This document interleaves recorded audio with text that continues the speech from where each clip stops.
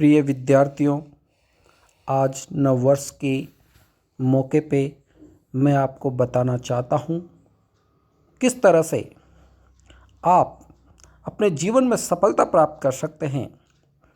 आप किसी भी कंपटीशन की तैयारी कर रहे हों, इस वीडियो को सुनने के बाद आपके मन में एक नया जोश आएगा। कैसी भी परिस्थितियों का आप सामना कर रहे हों, लेकिन ये वीडियो देखने के बाद आप परिस्थितियों से जूझना सीख जाओगे। इसलिए वीडियो को आप अंत तक देखिए। को इस मौके पे बताना चाहता हूँ किस तरह से जीवन में सफलता हासिल की जाती है। सबसे पहले तो चूंकि आप रीट या आरपीएससी या एलडीसी या पटवारी की तैयारी कर रहे हैं, तो अपना एक टारगेट बनाओ। टारगेट से मतलब ये है कि आप कोई भी प्रतियोगी परीक्षा की तैयारी कर रहे हैं, तो सबसे पहले उसका जो सिलेबस है उस पे एक एक चीज को नोटिस करो और फिर देखो कि आपका कौन सा एरिया कमजोर है। यानी जैसे राजस्थान का इतिहास है, राजस्थान का भूगोल है, या इंग्लिश है, या हिंदी है कि चूंकि मैं जानता हूं इस ग्रुप के सभी जो स्टूडेंट्स हैं वो गरीब परिवार से हैं।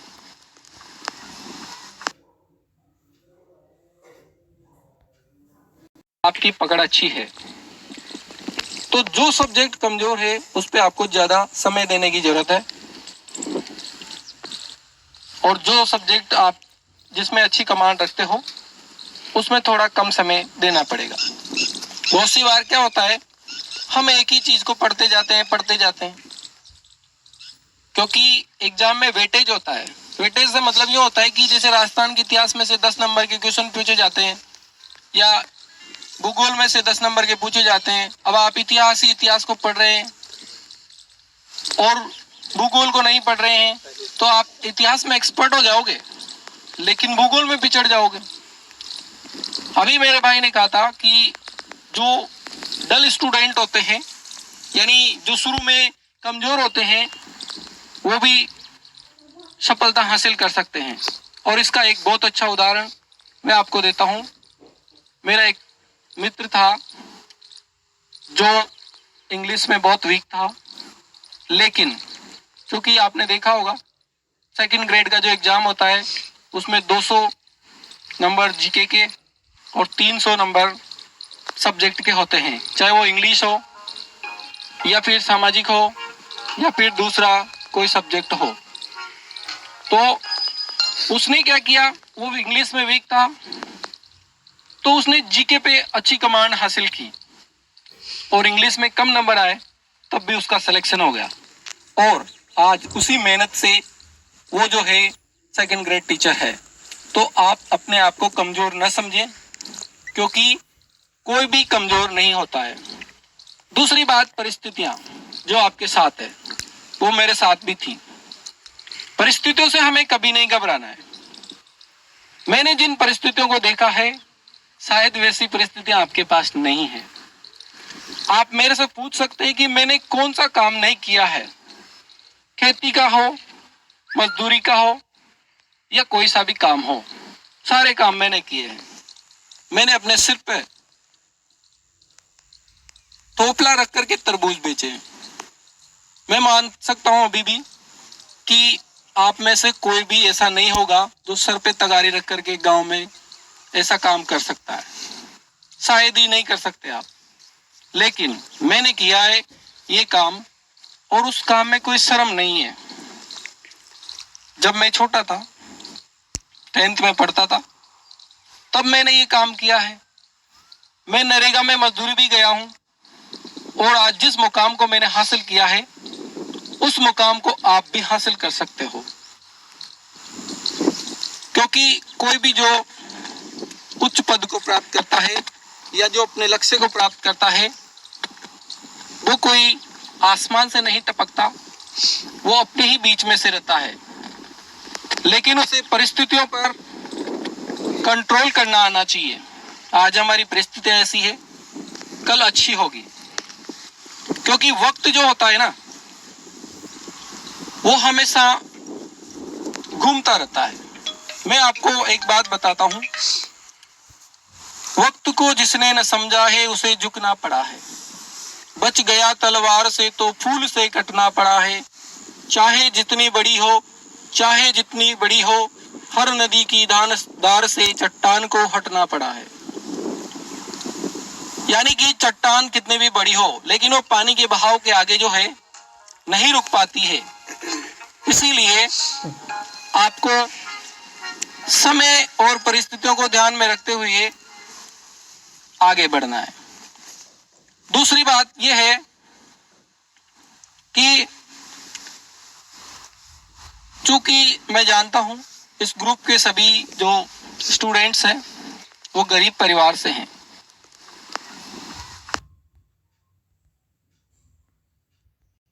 के पास इतने पैसे नहीं होते हैं कि वो आपके सारे खर्चे उठा सके।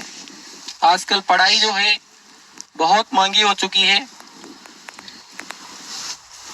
तो आप अपने घर के कार्यों में भी सहयोग करें, क्योंकि घर के कार्यों में सहयोग करेंगे तो आपके परिवार वाले आपसे प्रसन्न रहेंगे। वो आपको बात बात पे टोकेंगे नहीं, रोकेंगे नहीं।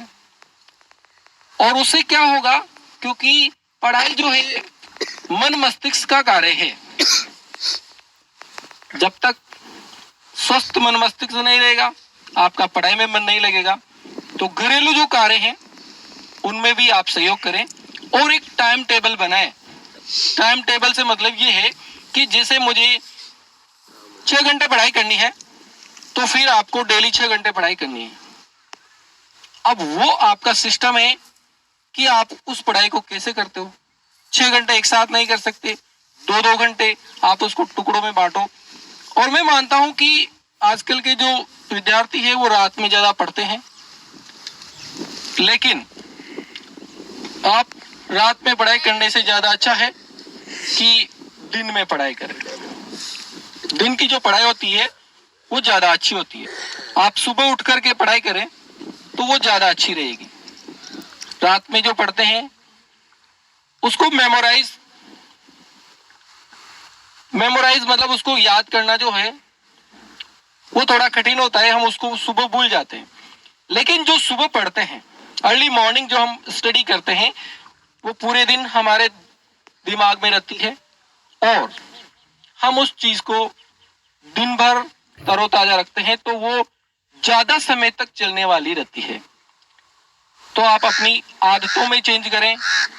जब आप अपनी आदतों में चेंज करेंगे तो निश्चित रूप से आपको सफलता मिलेगी। एक जमाना तो ऐसा था जब लाइट नहीं होती थी पढ़ने के लिए, और चिमनी में या लालटेन में पढ़ना पड़ता था। मैं खुद मेरी परिस्थिति बताता हूँ, घर में एक लालटेन नहीं था पढ़ने के लिए। तो मेरे पिताजी के मित्र, उन्होंने मुझे एक लालटेन दिया, लेकिन वो नया नहीं था लालटेन। लालटेन जो है नीचे से फूटा हुआ था, उसमें से केरोसिन जो है नीचे निकल जाता था। अब मैंने अभी आपको बताया कि प्रयास करने वाले की, कोशिश करने वाले की हार नहीं होती है। मैंने उसमें केरोसिन डाला और सुबह पढ़ाई की, लेकिन हुआ क्या, उसमें से केरोसिन नीचे निकल जाता था। मैंने उसके मोम लगा दिया, दूसरे दिन देखा फिर भी केरोसिन निकला। दूसरे दिन मैंने उसका दूसरा ट्रीटमेंट किया, उसके लाक लगा दी, न जाने क्या क्या लगा दिए, लेकिन फिर भी उसमें से केरोसिन निकला। तो फिर मैंने उसके नीचे जो है एक प्लास्टिक की थैली बांध दी कि जितना भी निकलेगा वो नीचे आ जाएगा, और फिर मैंने फिर से उसको वापस भर दिया, लेकिन हिम्मत नहीं हारी। और आज भी मुझे वो दिन याद आते हैं, वो लालटेन के दिन याद आते हैं कि जब मेरे पास कुछ भी नहीं था, एक पढ़ने के लिए लालटेन नहीं था। तो उस विचार को लेकर के आज मेरे मन में एक नया विचार आया। एक कवि है और उसने लिखा है कि बहुत से मोती समुद्र में ही खराब हो जाते हैं, बहुत से फूल जंगल में ही नष्ट हो जाते हैं। क्यों? क्योंकि उनको प्रकाश में लाने वाला नहीं होता। प्रकाश से मतलब उनको उचित राह देने वाला नहीं होता। जंगल में मान लो कोई खूबसूरत फूल खिला है, तो उसको अगर सही जगह पे स्थान नहीं दिया जाए तो वो वहीं नष्ट हो जाता है, वो किसी काम का नहीं रहता है। तभी तो एक कहावत है ना कि जंगल में मोर नाचा किसने देखा। तो वो उसका मतलब ये है कि जंगल में फूल खिला वो किसने देखा। जो गांव के जो गरीब लोग हैं वो जंगल के उस फूल की तरह हैं। उनके अंदर टैलेंट होता है but they do not gate opportunities. उनको मौका नहीं मिलता, उनको अवसर नहीं मिलता। इन परिस्थितियों को देख करके मैंने आज ये जो सुपर 30 नाम ग्रुप बनाया है। इसका मकसद यही है कि गांव के वे होनहार छात्राएं जो पढ़ने में रुचि रखती है या रुचि रखते हैं, उनको उनके लक्ष्य की ओर बढ़ाया जाए। मैं आपको किसी भी तरह की किताबों की कमी नहीं आने दूंगा और इसके लिए मैंने अभी आपको बताया हमारे बीच में हरिमोहन जी बेटे हैं, सुनील भाई बेटा है, ऐसे और भी लोग हैं जो आपको सहायता करने के लिए तैयार हैं और जिनको बड़ी खुशी हुई कि हम ऐसे छात्र छात्राओं की सहायता कर रहे हैं जो होनहार हैं, जिनके अंदर टैलेंट है, जिनके अंदर जज्बा है, जो कुछ करना चाहते हैं। तो उनको खुशी हुई। मैंने जब एक ग्रुप बनाया तो मैंने सोचा था कि किससे कहूंगा कि आप इसमें सहायता करो, लेकिन मैं हकीकत कर रहा हूं, मैंने इसमें तुम्हारे ग्रुप के लिए बहुत सारी किताबें ले ली और ये जो आज आपको एक टी शर्ट दी सब ले लिए, लेकिन अभी तक मुझे जरूरत नहीं पड़ी कि मैं पैसे दूं। मतलब दान देने वालों की कोई कमी नहीं है, बस उसका सदुपयोग होना चाहिए। जब आप में से कोई व्यक्ति, कोई स्टूडेंट अपने लक्ष्य को प्राप्त करेंगे तो मुझे बहुत खुशी होगी और मैं मानूंगा कि मैंने जिस उद्देश्य को लेकर के ये प्रयास किए वो पूरा हुआ। हो जाता है तो फिर हम जब हम कोई कंपटीशन की तैयारी करते हैं सही नहीं रही, हम निराश हो जाते हैं। लेकिन आपको ऐसा निराश होने की जरूरत नहीं है। क्यों? क्योंकि हो सकता है आपने उस कंपटीशन की तैयारी के लिए जो प्रयास किए वो कुछ हद तक कम रह गए हो, लेकिन इसका मतलब ये थोड़ी है कि आप निराश हो जाएं। आप निराश न हो। मैं आपको एक उदाहरण देता हूं। मेरा एक मित्र है, उसने कई बार 3rd ग्रेड टीचर का एग्जाम दिया, मतलब 2-3 बार तो दिया ही। उसके बाद 2nd ग्रेड का एग्जाम दिया और 2 बार स्कूल लेक्चर का एग्जाम दिया, लेकिन असफलता हासिल हुई। 5 बार कंपटीशन देने के बाद असफलता हासिल होना आदमी को निराश कर देती है। वो भी इसी तरह से निराश हुआ, लेकिन अंतिम बार उसने कॉलेज लेक्चरर का एग्जाम दिया और आज वो कॉलेज लेक्चरर है। अगर वो निराश हो गया होता तो वो कॉलेज लेक्चरर की उतनी अच्छे से तैयारी नहीं करता और वो उस पद पे नहीं जाता। अगर उसको छोटी नौकरी लग जाती तो शायद ही वो वहां पे जा पाता। लेकिन जो उसको निराशा हाथ लगी तो उसने क्या है, उसके जो प्रयास थे वो और ज्यादा किए। अपने ही गांव की एक मेरी स्टूडेंट, उसका 3rd ग्रेड में सिलेक्शन नहीं हुआ, कुछ पॉइंट से रह गए। तो उसको इतना जोश आया कि उसने जो है 2nd ग्रेड का जो एग्जाम दिया उसमें इतनी अच्छी तैयारी करी कि उसकी पूरे राजस्थान में 30 नंबर की मेरिट आए, और वो कहीं और जगह से नहीं, अपने ही गांव से है। तो मतलब जिसका 3rd ग्रेड में सिलेक्शन नहीं हुआ, वो 2nd ग्रेड में 30 नंबर की रैंक लाना एक बहुत बड़ी अचीवमेंट है। तो कभी कभी आपको अगर असफलता भी मिल जाए तो उससे निराश नहीं होना है, हमेशा आगे बढ़ते रहने की सोच के साथ लक्ष्य को हासिल करना है। हमने ये जो ग्रुप बनाया है, इसमें सभी को एक एक किताब जो उन्होंने मांगी थी वो दी है। अब आपको क्या करना है, क्योंकि अगर आपके दिमाग में ये है कि कोई सी भी एक किताब पढ़ करके आप कंपटीशन में सफलता प्राप्त कर सकते हैं, तो ये गलत है। कंपटीशन में कभी भी एक बुक में से क्वेश्चंस नहीं आते हैं, पूरे क्वेश्चंस नहीं आते हैं। उसके लिए आपको अलग अलग किताबों को पढ़ना पड़ेगा। अलग अलग किताबों को पढ़ने के लिए गरीब छात्र छात्राओं के पास इतने पैसे नहीं होते हैं, तो इसीलिए ये ग्रुप बनाया है।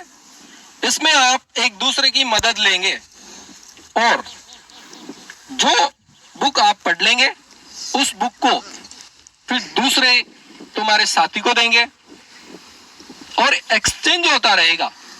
ये बुक्स का जो एक्सचेंज होता रहेगा, इसमें आपको नोट्स भी बनाने हैं और उन नोट्स को भी शेयर करना है, ताकि आपके सभी साथी उनसे लाभान्वित हो सके। तो इन्हीं शब्दों के साथ मैं आपको नववर्ष की शुभकामनाएं देता हूं। किसी भी तरह की आपको पुस्तकों की आवश्यकता हो, आप निसंकोच ग्रुप में डाल दें, आपको वो किताब बहुत जल्दी ही उपलब्ध हो जाएगी। ऐसे ही ग्रुप में एक दिन एक साथी ने लिखा कि बुक्स कब तक आ जाएगी, तो हमारे बीच में कुछ स्टूडेंट्स जो है उतावले भी रहते हैं, होना भी चाहिए, और मुझे उस बात का कोई बुरा भी नहीं लगता, क्योंकि दो चीजें हैं, होप और क्यूरियोसिटी। होप का मतलब होता है उम्मीद, और क्यूरियोसिटी का मतलब होता है जिज्ञासा। अगर बच्चों में ये दोनों चीजें नहीं है तो वो आगे नहीं बढ़ेंगे। कैसे? होप, उम्मीद। जिस व्यक्ति की जिंदगी में उम्मीद नहीं होती है वो होता है निराश व्यक्ति। जिसको शुरू से ही निराशा हो उसको अपना लक्ष्य कैसे मिलेगा। दूसरा है जिज्ञासा। जैसे जिज्ञासा से मतलब यूं है कि जैसे हमें घर पे ये उम्मीद रहती है कि आज पता नहीं कौन सी सब्जी खाने को मिलेगी, क्या पकवान खाने को मिलेंगे, ये होती है जिज्ञासा। और घर पे जाते ही आपकी मम्मी ने जैसे वही खाना बनाया तो वो हो गई आपकी उम्मीद पूरी। लेकिन जो व्यक्ति उम्मीद ही नहीं रखता वो सफलता कैसे हासिल करेगा। तो मेन चीज है आपको उम्मीद मन में सजो कर रखनी है, और उस उम्मीद को प्राप्त करने के जो साधन है, जो लक्ष्य है, वो आनंददायी होने चाहिए। आप काम कर रहे हैं और आपको उस काम में अगर मजा नहीं आ रहा तो आप उस काम में सफलता हासिल नहीं करेंगे। जो काम आप कर रहे हैं उसमें आपको मजा आना चाहिए। इसका मैं एक उदाहरण देता हूं। एक दिन ये मैंने अखबार में पढ़ा था, एक व्यक्ति जो है पेड़ काटने का काम करता था, और एक व्यक्ति ने उससे कहा कि तू इस काम के कितने पैसे लेता है। तो उसने कहा कि मुझे 200 रुपए मिलते हैं रोज के। तो दूसरे सेठ ने उससे कहा कि मैं तेरे को 200 नहीं 400 रुपए दूंगा, तू मैं कहूं जो काम कर। तो वो बड़ा खुश हुआ आदमी, क्योंकि उसको तो काम चाहिए था। उसने कहा कि तू कुल्हाड़ी से कैसे पेड़ काटता है। तो उसने कहा कि मैं धार की तरफ से जो है ना पेड़ काटता हूं। दूसरे व्यक्ति ने उससे कहा कि मैं तुम्हें जो 400 रुपये दूंगा उसके बदले में तुम्हें धार की तरफ से नहीं बल्कि दूसरी तरफ से पेड़ काटने हैं, जिधर लकड़ी का डंडा लगा रहता है कुल्हाड़ी के उस तरफ से। अब आप सोचो, क्या उस तरफ से पेड़ कट सकता है? लेकिन उस व्यक्ति ने सोचा कि मुझे तो पैसे से मतलब है, और उसने वो कार्य करने के लिए जिम्मेदारी ले ली। लेकिन उसने एक दिन भर कुल्हाड़ी चलाई, पेड़ नहीं कटा। उसको शाम को 400 रुपये मिल गए, वो घर चला गया। फिर दूसरे दिन उसने वही कार्य किया, दिन भर कुल्हाड़ी चलाई, उल्टी तरफ से पेड़ नहीं कटा, उसको 400 रुपये मिल गया, वो फिर घर चला गया। इस तरह से जो रूटीन है वो 5-6 दिन तक चलता रहा। आखिरकार उस व्यक्ति को 400 रुपये मिलते रहे रोज़ के। लेकिन वो व्यक्ति जो है 7वें दिन उस मालिक से कहता है कि मुझे ये काम नहीं करना। तो मालिक ने पूछा, क्यों नहीं करना ये काम? तो उस व्यक्ति का जवाब था कि जिस कार्य में आनंद नहीं आता हो वो कार्य करना ही बेकार है। मैं रोज़ आता हूँ, कुल्हाड़ी चलाता हूँ, उल्टी कुल्हाड़ी चलाता हूँ और पेड़ नहीं कटता, और 400 रुपये फ्री के लेके चला जाता हूँ। यद्यपि मैंने मेहनत करी है, दिन भर मैंने कुल्हाड़ी चलाई है, लेकिन इस कार्य में मुझे कोई आनंद नहीं आ रहा, इसलिए मैं आज से ये कार्य बंद करता हूँ। तो साथियों, आपको भी जब आप कोई कार्य करें तो उस कार्य में आनंद आना चाहिए, क्योंकि जो कार्य आनंदहीन होता है वो कार्य कभी भी सफल नहीं होता।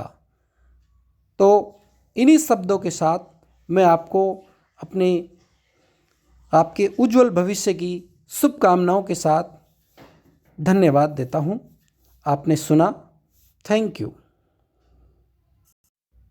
साथियों, जिन्होंने चैनल को सब्सक्राइब नहीं किया है वे चैनल को सब्सक्राइब करें और ऑनलाइन स्टडी करें। Thank you.